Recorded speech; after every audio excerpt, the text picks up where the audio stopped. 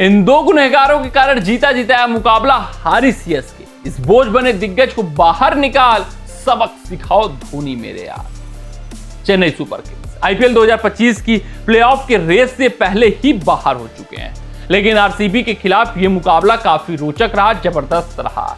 एक वक्त तक लगभग मुकाबला चेन्नई सुपर किंग्स जीत गई थी। आयुष माथरे और रविंद्र जडेजा क्रीज पर थे और रिक्वायर्ड रन रेट मात्र 11 का चाहिए था। आयुष माथरे बाउंड्रीज जब भी दरकार होती थी अर्जित कर जाते थे। रविंद्र जडेजा भी अपना सेकंड फिडल का काम कर रहे थे। एक बेहतरीन, एक सॉलिड पार्टनरशिप इन दोनों के बीच 114 रनों की लग चुकी थी 64 गेंदों पर, जिस कारण से 200 प्लस का टारगेट आराम से चेन्नई सुपर किंग्स आरसीबी के खिलाफ चेज डाउन करती हुई दिख रही थी। लेकिन एक बार आयुष माथरे का विकेट जब गिरता है, धोनी डेवाल्ड ब्रेविस को भेजते हैं और उसी ओवर में डेवाल्ड ब्रेविस का जब विकेट गिर जाता है तो गेम मोमेंटम थोड़ा सा स्लिप होता है चेन्नई सुपर किंग्स के फेवर से।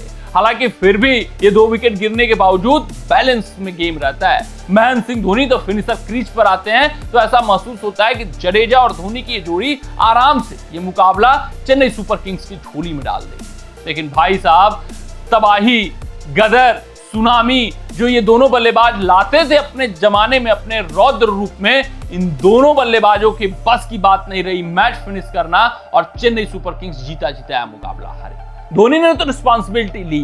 धोनी ने कहा कि हाँ वो गुनहगार हैं, लेकिन इनके अलावा 2 और खिलाड़ी हैं, 2 और दिग्गज हैं जो हार के जिम्मेदार। धोनी से ज्यादा जिम्मेदार वो हैं। धोनी तो बतौर लीडर सिर्फ और सिर्फ अपना दायित्व ले गए कि भाई साहब मेरी जिम्मेदारी थी, वहां पर मुझे मुकाबला जिताना चाहिए था, मैं नहीं जिता पाया। वो तो लीडर की एक क्वालिटी है, लेकिन असली गुनहगार की मैं बात करूं तो वो रविंद्र जडेजा है। आप कहोगे यार जडेजा ने तो इतनी बेहतरीन पारी खेली, फिर जडेजा कैसे गुनहगार? 77 रन 45 गेंदों पर 171 का स्ट्राइक रेट। लेकिन ये जो पारी आई वो भाई साहब जब दरकार थी, जब जरूरत थी, जब आवश्यकता थी बाउंड्रीज की, तब इस पारी में वो बाउंड्रीज नहीं आ पाई। सीएसके के हित में ये पारी नहीं आई। हाँ, ये रविंद्र जडेजा के हितकारी पारी रही। रविंद्र जडेजा के बतौर बल्लेबाज प्रदर्शन की बात करें तो वहां पर बेहतर प्रदर्शन किया, लेकिन रविंद्र जडेजा द फिनिशर वो कुछ खास नहीं कर पाए। रविंद्र जडेजा चेन्नई सुपर किंग्स के बल्लेबाज के तौर पे कुछ नहीं कर पाए, क्योंकि आप जब बल्लेबाजी करना जाते हो क्रीज पर तो आपका उद्देश्य क्या रहता है? क्या अपने लिए स्कोर करना या फिर टीम हित के लिए स्कोर करना? टीम हित के लिए स्कोर करना। आप 10 गेंदों पर 30 रन बना लो, इंपैक्ट ज्यादा छोड़ दो टीम हित में, और वहीं आप 71 रन बना डालो 45 गेंदों पर और वो इंपैक्ट ना आए टीम हित में, तो फिर इस रन का कोई तात्पर्य नहीं होता है। फिर वो 10 गेंदों पर 30 रन बहुत बहुमूल्य साबित हो जाते हैं वो 77 रन के मुकाबले। और वैसा ही कुछ हुआ। रविंद्र जडेजा लास्ट कुछ ओवरों की मैं बात करूं, चाहे मैं सुयश शर्मा के ओवर की बात करूं, भुवनेश्वर कुमार के ओवर की बात करूं या फिर यश दयाल के ओवर की बात करूं, फुल टॉस गेंद सिंगल लेते हैं।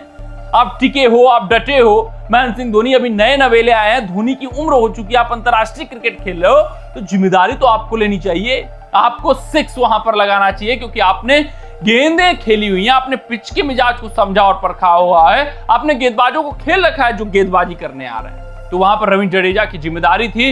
रविंद्र जडेजा एक बार फिर विफल रहे। रविंद्र जडेजा की एक और पारी जो सीएसके के हार के काम आई है। तो जडेजा ने इस संस्करण में लेट डाउन किया है। जब वो स्कोर बनाए तो भी चेन्नई सुपर किंग्स हारी है, सिर्फ और सिर्फ जडेजा की बल्लेबाजी के कारण हारी है। तो चेन्नई सुपर किंग्स को अब बड़ा फैसला लेना होगा, क्योंकि जडेजा ये नंबर 4 पे एक बेहतर विकल्प समझ में आ रहे हैं, लेकिन जडेजा के फिनिशिंग एबिलिटी, 6 हिटिंग एबिलिटी में बहुत इंप्रूवमेंट की जरूरत है। यानी ये T20 फॉर्मेट की बात करूं तो जडेजा जैसे खिलाड़ी अब आगे बहुत ज्यादा योगदान चेन्नई सुपर किंग्स को नहीं दे सकते हैं, क्योंकि आप मॉडर्न डे क्रिकेट की बात कर रहे हो, आप चौके और छक्कों की बात कर रहे हो, आप अंतिम 3 ओवरों में 60 से 70 रनों की बात कर रहे हो, और वहां पर फिट नहीं बैठते हैं रविंद्र जडेजा चेन्नई सुपर किंग्स के इस पूरे सेटअप में। तो धोनी को अब बड़ा फैसला लेना होगा। जडेजा को बाहर प्लेइंग 11 से एटलीस्ट करके उनको बताना होगा कि भाई आप 6 हिटिंग कैपेबिलिटी पे थोड़ा काम करिए, वहां पर थोड़ा लैग कर रहे हैं आप। अगर हम बात करें दूसरे खिलाड़ी की तो खालिल अहमद रहे। खालिल अहमद ये 19वां ओवर लेकर आते हैं। चेन्नई सुपर किंग्स कमबैक कर चुकी रही होती है तब तक मुकाबले में, जो चेन्नई सुपर किंग्स काफी पीछे थी, वो ये सोचकर आते हैं 19वें ओवर तक कि भाई साहब अब 200 के अंडर इनको रोक देंगे। अगर 200 के अंडर रोक देंगे तो इस आरसीबी के सपाट पिच पर मुकाबला हम जीत जाएंगे, चिन्नास्वामी के सपाट पिच पर। लेकिन खालिल अहमद रोमारियो और सिफर्ट के खिलाफ आते हैं और उस ओवर में 33 रन खर्च कर डालते हैं। 33 रन मायने रखते हैं यार, 3 रन कम 36 से। पूरी तरीके से मुकाबले का वक्त, हालात, जज्बात, तकदीर और तस्वीर बदल जाती है और जो आरसीबी टीम 200 के अंडर सिमट रही थी वो 215 का आंकड़ा छू जाती है रोमारियो सेफर्ट के उस आतंक की वजह से, उस दहशत की वजह से। खालिल अहमद के अगर हम पूरे स्पेल की बात करें तो बहुत बुरा स्पेल रहा है। 3 ओवरों में 65 रन, 21.7 की इकोनॉमी रेट रही है। तो आप समझ सकते हैं कि कितने बुरे दिन से आज गुजरे हैं और 1 ओवरों में 33 रन खर्च कर डालना कितनी भयावह बात रही है चेन्नई सुपर किंग्स के लिए। तो इन 2 गुनहगारों ने भाई साहब लुटिया डुबाई है। इन 2 गुनहगारों के कारण जीता जिताया मुकाबला चेन्नई सुपर किंग्स हारा है। कमेंट सेक्शन में कमेंट करके बताइएगा आपको क्या लगता है, धोनी को रविंद्र जडेजा के ऊपर फैसला लेना चाहिए या नहीं लेना चाहिए।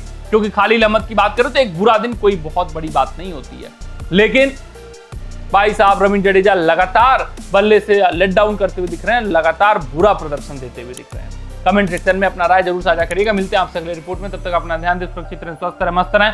जय हिंद, जय भारत।